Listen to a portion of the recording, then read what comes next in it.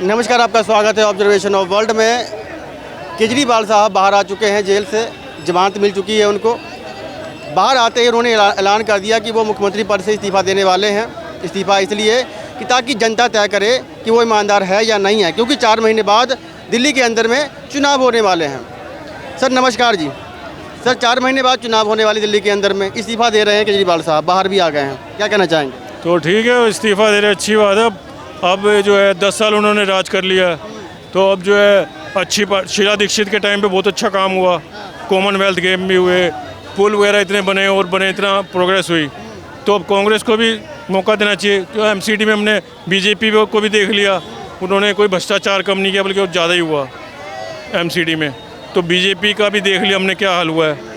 तो अब कांग्रेस को मेरे हिसाब से जनता को वोट देनी चाहिए। कुछ नया हुआ नहीं है दिल्ली के अंदर में? क्या नया कोई खास ऐसा कुछ हुआ, कर ही नहीं पाया ना, कर नहीं पाए।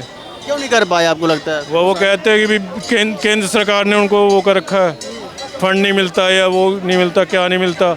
और ये क्या करते हैं कि एडवर्टाइजमेंट ज़्यादा करते हैं। जितना खर्चा काम में नहीं होता उससे ज़्यादा पैसा तो एडवर्टाइजमेंट में खर्च कर रही है पार्टियाँ, ठीक है ना। और कांग्रेस के टाइम में क्या होता था कि वो काम भी होता था, प्रोग्रेस करते भी थे, तो इतनी एडवर्टाइजमेंट नहीं होती थी। इस्तीफा देने का कारण क्या समझते हैं आप? इस्तीफा देने का कारण क्या समझते हैं आप? इस्तीफ़ा तो उनकी मजबूरी है, क्योंकि उन्होंने जब ये कह दिया कि आप ऑफिस नहीं जा सकते, अपने पीएम साइन कोई फाइल साइन नहीं कर सकते, तो उनकी मजबूरी है ना कि उनको इस्तीफ़ा देना ही पड़ेगा। ऐसी बात नहीं है कि उन्होंने काम नहीं किए, काम भी किए, लेकिन वो पूरा जो प्रोग्रेस होनी चाहिए वो आई थिंक कांग्रेस ज़्यादा बेटर कर सकती है। जय राहुल वगैरह को कुछ भी कह देते हैं, अब तो वैसे अच्छा प्रवक्ता भी अच्छे हो गए हैं, पहले शुरू में नहीं थे इतने प्रवक्ता। अच्छा है, या तोड़ मरोड़ के लोग बोल देते थे, बात को बता देते थे उनकी, तो लोग मजाक भी कर लेते थे, लेकिन अब लोग सीरियसली लेने लग गए। और पथ यात्रा भी की है इन्होंने, और भी की है, तो अब थोड़ा बहुत अच्छा काम कर रहे हैं और पूरी 100% अपना ध्यान पॉलिटिक्स में लगा रहे हैं। तो आई थिंक लोगों को, कांग्रेस को मौका देना चाहिए। और फ्री की जो पॉलिटिक्स कर रहे थे केजरीवाल, क्या वो सूट नहीं कर रही है अपन को, या फिर वो कामयाब नहीं रहेगी दिल्ली में?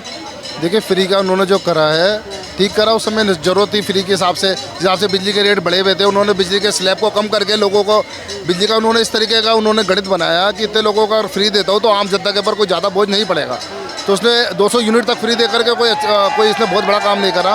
उन्होंने पूरा स्लैब तैयार करके उन्होंने ये स्कीम निकाली थी। देखो, इन्होंने जो बहुत अच्छे काम, केजरीवाल ने काफ़ी अच्छे काम भी करे हैं। इन्होंने मोहल्ला क्लिनिक बनवाया। आम जनता जो अस्पतालों में धक्के खाती थी, उनके घर के पास ही एक क्लिनिक मिल गया। आजकल डॉक्टर की फीस देने लगे, 300-400 रुपये आप डॉक्टर की फीस दे के दवाई लेते हो। तो अब आपको इसमें मोहल्ला क्लिनिक के अंदर आपको अच्छे डॉक्टर से फ्री में दवाई आपको मिल रही है, आपको इलाज फ्री में मिल रहा है। बहुत अच्छी चीज़ उन्होंने शुरुआत की थी, लेकिन वो क्रियान्वित नहीं की गई।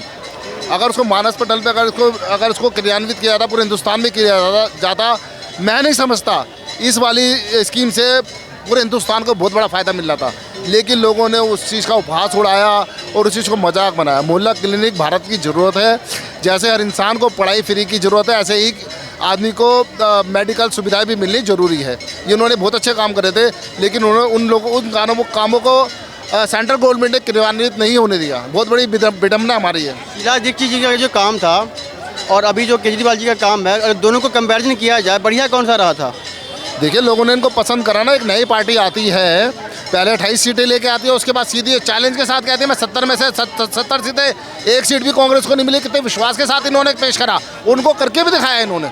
तो अपने आप में बहुत बड़ी बात है कि एक पार्टी, नई पार्टी, लोग 20, 30, 50 साल से पार्टियाँ बनी हुई है, कोई पार्टी ने इतनी बड़ी विजय प्राप्त नहीं करी।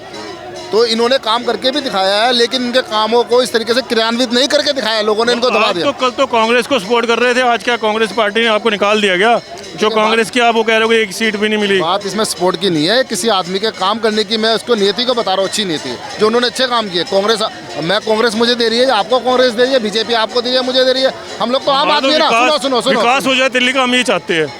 तो कांग्रेस जो पार्टी है, अब बीजेपी को भी मौका दे के देख लिया, बीजेपी को मौका देख लिया, मैं बता दूं आपको, और केजरीवाल को भी मौका दे के देख लिया। बता दूं, कांग्रेस का मतलब भारत। कांग्रेस ही एक ऐसी पार्टी है जो आम जन को जोड़ती है। मैं अपने व्यू रख रहा हूँ, मैं कोई पार्टी के लिए स्पेशल नहीं बोल रहा, ध्यान रखो। आपने अभी क्या कांग्रेस का मतलब भारत, बिल्कुल भारत है। ये मतलब सुनो मैं बताऊँ क्यों कांग्रेस का मतलब भारत। भारत इसलिए मैं कह रहा हूँ क्योंकि कांग्रेस पार्टी है वो आम जन को जोड़ती है, हिंदू मुस्लिम सिख ईसाई सब लोगों को जोड़ती है, सबको एक करती है। कांग्रेस एक ऐसी पार्टी है जिसने कभी विघटन वाली राजनीति नहीं करी है, इसने देश को बांटने वाली राजनीति नहीं करी है। कांग्रेस एक पार्टी है, अभी लोगों की समझ में नहीं आ रहा है, इतने साल राज किया है, क्यों राज करा है। उससे पहले भी बुद्धिजीवी थे भारत के अंदर, बहुत सारे लोग थे, उनका दिमाग फिर गया था क्या कि उन्होंने बार बार इसको जिताया है, तब इनका विरोध क्यों नहीं किया गया।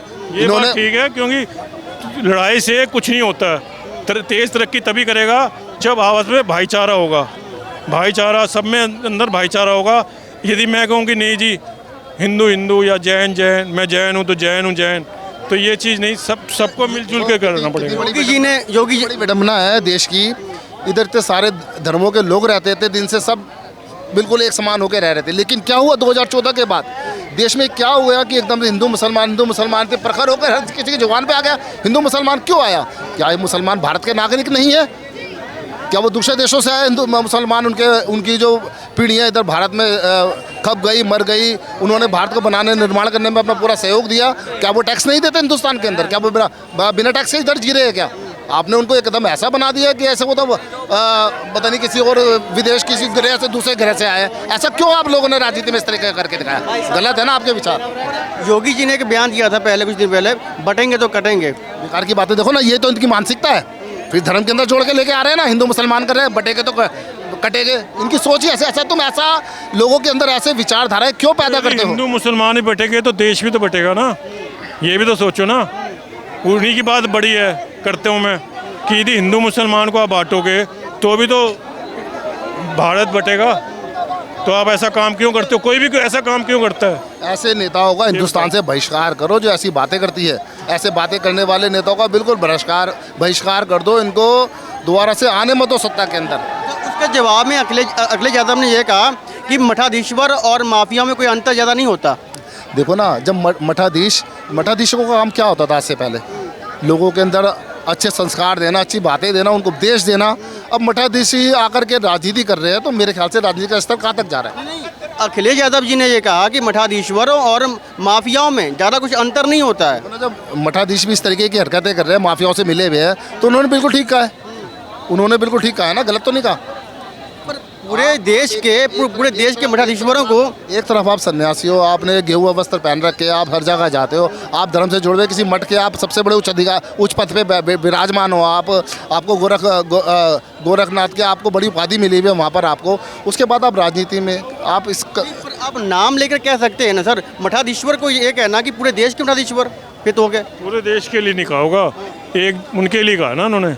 आप नाम तो ले सकते हैं, जब योगी जी कह सकते हैं नाम लिए, मतलब कि उनका इशारा उन्हीं के ऊपर था ना, इशारा उनके ऊपर होगा। मैंने स्टेटमेंट सुनी नहीं, लेकिन उनके ऊपर होगा। इसका मतलब सबको तो नहीं कह सकते वो, और कहा है तो यदि सबको ही कहा तो ये गलत है, कि सभी को कहा है तो वो सबका तो गलत होती है। देखो, जिनको उनको कहना होता है उनकी समझ में आ जाती है, और जिनको नहीं कहना होता, जो इस चीज़ से अज्ञान, उनको लेना देना नहीं है, वो क्या समझेंगे? जिन्होंने समझना वो समझ जाएंगे। अब मेरे को इस चीज़ पे बोला, मैं इस चीज़ में हुई नहीं तो मैं क्या समझूंगा इस चीज़ को? जब मैं गलत होगा तो तभी इस चीज़ों को विचार करूँगा इस बात पे। अच्छा सर क्या कहना चाहेंगे सर? क्या चीज़?